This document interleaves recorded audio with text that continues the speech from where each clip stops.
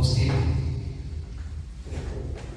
সম্মানীয় শিক্ষকবৃন্দ, শিক্ষক শিক্ষিকাবৃন্দ এবং আমার প্রিয় ছাত্রছাত্রী, তোমরা সবাই এখানে আজকে তিনি আমাদেরকে বেশ কিছু চিন্তা ভাবনা, নতুন কিছু আমাদের শ্যামাপ্রসাদ মুখার্জি 125তম জন্মজয়ন্তী উদযাপন হবে 6 জুলাই 2026 এবং আমরা মণিপুর স্বামী বিবেকানন্দ হাই স্কুলের পক্ষ থেকে, হাই স্কুলের পক্ষ থেকে আমরা উদযাপন করছি। ঠিক তো? এখন প্রশ্ন হবে, এই সমস্যা কি ছিল, কিভাবে আমরা আর কথা কেন ভাবছি, আমাদের কি করতে হবে, সেই নিয়ে দু চার কথা আরো যারা আছেন তারা আরো বিভিন্নভাবে বলবেন, কিন্তু তার আগে আমি তোদের একটু পরিচয় করিয়ে দিই। ঠিক তো? আচ্ছা, এই যে আমরা যারা বিদ্যালয়ে আসি তাদের মূল কাজ হচ্ছে বিদ্যা শিক্ষা, তাই তো? তাই তো? আমরা শিক্ষা লাভের জন্য আসছি। শিক্ষা আমাদেরকে পরিবর্তন করবে, আমাদের সবকিছুকে এমন জায়গাতে নিয়ে যাবে যেখানে আমরা খুঁজে পাবো আমরা নিজের সমস্ত আত্মিক জগৎকে, আর সঙ্গে সঙ্গে বৌদ্ধিক বুদ্ধি সম্পন্ন জগৎটাকে, আর আত্মিক জগৎটাকে, আর আমাদের এই সামাজিক জগৎটাকে আমরা চিনব। কাকে চিনব? আগে আমাকে চিনব, তারপর আমার চারপাশে যারা আছে তাদেরকে চিনব, আর চিনব কাকে? আর কাকে চিনব না এর বাইরেও যদি কোনো মানুষ বা কোথাও কোনো কিছু থেকে থাকে তাদেরকেও আমরা জানার চেষ্টা করি। এই জন্যই বিদ্যালয়, এই জন্যই আমাদের কলেজ, এই জন্যই ইউনিভার্সিটি। আমাদের যে বিদ্যালয় শিক্ষার যে স্তর সেটা 3 ভাগে ভাগ আছে। বিদ্যালয়ের শিক্ষা, তারপরে কলেজ শিক্ষা, আর তারপর ইউনিভার্সিটি শিক্ষা। সর্বোচ্চ স্তরটার নাম কি বলুন? কি হলো তাহলে? সর্বোচ্চ স্তরটার নাম কি? জোরে বলো। একটু যেন নাম থাকে, আমরা যেন কষ্ট করে নাম। ঠিক তো? তাহলে আমাদের সর্বোচ্চ স্তরটার নাম কি? ইউনিভার্সিটি। ইউনিভার্সিটি। এবং ভারতবর্ষে আমাদের ইউনিভার্সিটি, আজকের দিনে যে ইউনিভার্সিটি শব্দটা সেটা তৈরি হয়েছিল কোথায় জানিস? প্রথম কোথায়? কেউ যদি বলতে পারিস? কেউ বলতে পারবি কোথায় আমাদের প্রথম বিশ্ববিদ্যালয় তৈরি হয়েছিল ভারতবর্ষে? আধুনিক বিশ্ববিদ্যালয়ের কথা বলা হচ্ছে। আমরা কি ইতিহাস আগে জিজ্ঞেস করবো? আমাদের সৌরভ স্যার আছেন, সৌরভ স্যার একটু যদি কলকাতা, মুম্বাই, মাদ্রাজ। প্রথমে কলকাতা, তারপর মুম্বাই, মাদ্রাজ। কোনটা বলে রে? কলকাতা, মুম্বাই, মাদ্রাজ। এই যে বিশ্ববিদ্যালয়, এই বিশ্ববিদ্যালয়ের যিনি প্রধান, হ্যাঁ, তাকে কি বলা হয় জানিস? কি না, ওটা কলেজ। তাহলে ইউনিভার্সিটি যিনি থাকেন তাকে বলা হয় ভাইস চ্যান্সেলর। ঠিক? উপাচার্য, উপাচার্য বা ভাইস চ্যান্সেলর। ভাইস চ্যান্সেলর, একজন চ্যান্সেলর থাকেন আর একজন ভাইস চ্যান্সেলর, তিনি হচ্ছেন প্রধান। ঠিক আছে? তা ভাইস চ্যান্সেলর যারা হতেন, তাহলে এই কলকাতায় যদি বিশ্ববিদ্যালয় তৈরি হয় তাকে চালাতেন কে? কে চালাতেন? প্রথম বিশ্ববিদ্যালয় যেটা তৈরি হয়েছিল তাকে চালাতেন না, উপাচার্য চালাতেন, ভাইস চ্যান্সেলর চালাতেন, তাই তো? ভাইস চ্যান্সেলর প্রতি 2 বছর, 3 বছর, 4 বছর অন্তর অন্তর বদল হয়। ঠিক আছে? তো এই যে বদলগুলো হয় তার মধ্যে থেকে যারা সমস্ত বিদ্যায় যারা পারদর্শী, যারা দুনিয়াটাকে জানেন, দেখেন এবং তার সঙ্গে সঙ্গে অনেক কিছু বোঝেন, এইরকম মানুষদেরকে মোটামুটি ভাবে ভাইস চ্যান্সেলর নিয়োগ করা হয়। ঠিক আছে? এই ভাইস চ্যান্সেলর যারা নিয়োগ হচ্ছেন তারা কি তাহলে পণ্ডিত মানুষ না নয়? আরে যারা ভাইস চ্যান্সেলর হন তারা পণ্ডিত মানুষ কিনা? বটে। কেন কি তারা সব জানেন, বোঝেন? তো এইরকম যদি সবচাইতে কম বয়সে কেউ ভাইস চ্যান্সেলর হয় তাহলে তিনি কম বয়সে আরো বেশি পণ্ডিত মানুষ হয়েছিলেন। আমাদের দেশে এই কলকাতা বিশ্ববিদ্যালয়ে সবচেয়ে সর্বকনিষ্ঠ ভাইস চ্যান্সেলর কে ছিলেন জানিস? ডাক্তার শ্যামাপ্রসাদ মুখার্জি। এবার একটু একটা মানুষ শুধুমাত্র তো স্কুলে এই যে আসি আমরা তো আমি আসি, আমাদের মধ্যে একটা বাঁধন আছে, সেই বাঁধনটার নাম মানবিক বন্ধন, সামাজিক বন্ধন। তুই আমি সমাজের একটা অংশ, আমরা সবাই একটা অংশ। একে আমাদের কিছু দেওয়ার থাকে। বিদ্যা শুধু আমার জন্যই নয়, বিদ্যা সবার জন্য। সবাইকে বিলিয়ে দিতে হবে, তাহলে সমাজকে দেখতে হবে। তো যখন তিনি এই বিশ্ববিদ্যালয়ের উপাচার্য হয়েছিলেন, ভাইস চ্যান্সেলর হয়েছিলেন, তখন আমাদের দেশ স্বাধীন ছিল কি ছিল না জানিস তো? আমাদের দেশের স্বাধীনতা কখন এসছে? 1947। আর ইনি উপাচার্য হয়েছিলেন খুব সম্ভবত 38 না 1938 না। কারণ তখন বিশ্ববিদ্যালয়ে তখন কি হয়েছিল, তখন কি স্বাধীনতা পেয়েছিল আমাদের? আরে ব্রিটিশ শাসনের ভেতরে আমাদের দেশের এই যে এই উপাচার্য ডক্টর শ্যামাপ্রসাদ মুখার্জি, ইনি বিশ্ববিদ্যালয়ের উপাচার্য হয়েছিলেন ব্রিটিশদের আন্ডারে। এবং ব্রিটিশদের শাসনকালে আমাদের দেশে ব্রিটিশটাকে তাড়াবার জন্য আমাদের দেশে বিভিন্ন ধরনের আন্দোলন হতো, বিভিন্ন ধরনের আমাদের লড়াই হতো। সেটা চেষ্টা করছিলেন যে কিভাবে আমাদের দেশটাকে তাদের হাত থেকে মুক্ত করা যায়। তো এই মুক্ত করার পথে আমাদের 1942 সালে কি হয়েছিল জানিস? ভারত মানে ইংরেজকে কুইট ইন্ডিয়া, কারণ দেশটা থেকে তোমরা চলে যাবো। তো আমাদের 1934 সালে ভোট সিস্টেম চালু হয়েছে, ভারত শাসন আইন ভোট, অর্থাৎ একজন ভোটে আসবে এবং আমাদের তারা বিধানসভায় এবং যারা পার্লামেন্টে বসবে তারা ঠিক করবে কিভাবে আমাদের দেশ চলবে এবং তাকে কে কন্ট্রোল করবে, বড়রা বা গভর্নর ছাড়া। তো এই ধরনের ঘটনা আমাদের করতে করতে আমাদের পশ্চিমবঙ্গে কি হয়েছে বলতো? পশ্চিমবঙ্গ নয়, তখন বাংলা। এই বাংলায় আমাদের তখন যে শাসক ছিলেন অর্থাৎ ভোটে জিতে এসেছিলেন তারা ছিল প্রোগ্রেসিভ ফ্রন্ট। তাদের এখন যখন বিভিন্ন পার্টি আছে সেরকম তখন একটা পার্টি ছিল, সেই পার্টির নাম কি বললাম বলতো? Coalition government. অর্থাৎ একজন কেউ কংগ্রেস এবং মুসলিম লীগ এবং অন্যান্য সব মিলিয়ে তখন তৈরি হয়েছিল প্রোগ্রেসিভ ফ্রন্ট। হ্যাঁ, এবার ফজলুল হক তার ছিলেন প্রধান।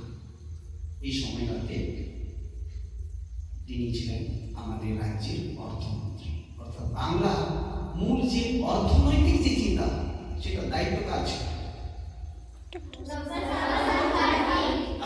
তিনি ছিলেন অর্থমন্ত্রী। এই অর্থ কোথায় কি ব্যয় হবে, কিভাবে আমাদের মানুষের উন্নয়ন হবে সেটা দেখার দায়িত্ব ছিল। তাহলে একদিকে ছিলেন পণ্ডিত মানুষ, শিক্ষাবিদ, আরেকদিকে সমাজের জন্য তিনি কাজ করছেন, আরেকদিকে দেশের জন্য কাজ করছেন। তিনটি জায়গাতে তার বিচরণ। কিন্তু হঠাৎ কি হলো জানিস? আমাদের পশ্চিমবঙ্গে যেটা হলো সেটা হলো যে প্রোগ্রেসিভ গভর্নমেন্টের কাজকর্ম ঠিক চলছিল না। তখন আমাদের এই যে দেশ আছে না, এই দেশে পশ্চিমবঙ্গে বা বাংলাদেশে একটা মন্বন্তর হয়েছে। মন্বন্তর মানে জানিস? হ্যাঁ, মন্বন্তর মানে কি? মন্বন্তর মানে কি?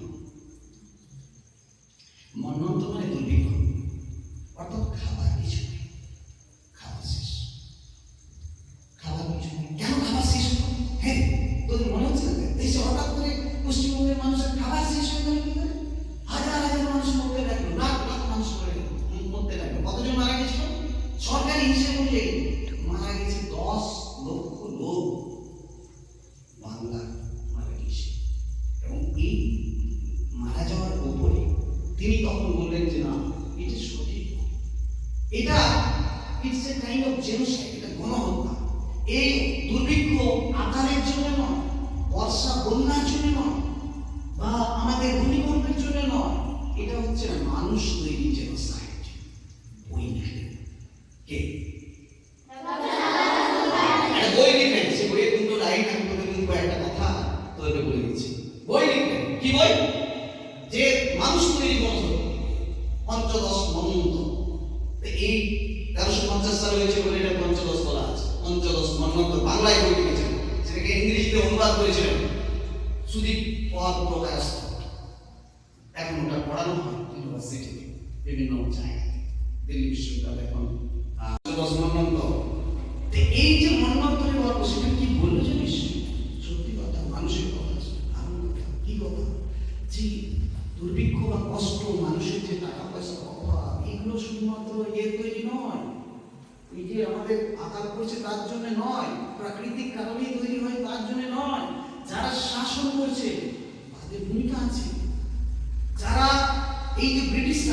ব্রিটিশরা তখন একটা ওদেরকে তিনি নাম দিয়েছিলেন ডিনায়াল পলিসি। তোদের এখন পড়বে তখন তারা দেখবি ওখানে পড়বে ডিনায়াল পলিসি, পোড়ামাটি নীতি। যুদ্ধ চলছিল, বিশ্বযুদ্ধ, দ্বিতীয় বিশ্বযুদ্ধ, কোনো পৃথিবী যুদ্ধে। সেই সময়টা যুদ্ধে কি হয়েছে, জাপান ভারতকে আক্রমণ করেছে। জাপান আক্রমণ করেছে না, তখন জাপানের লোক যাতে খাবার দাবার না পায়, সরকার বাহাদুর কি করলে ইংরেজ সরকার তুমি পুড়িয়ে দাও, মাঝিদের নৌকা পুড়িয়ে দাও, ঘরের খাবার পুড়িয়ে দাও, তুমিও খাও না ওরাও খাও। তো এইভাবে যাদের খাবার দাবার ছিল সব নিয়ে চলে গেল। কে নিয়ে গেল? মানুষই নিয়ে চলে গেল।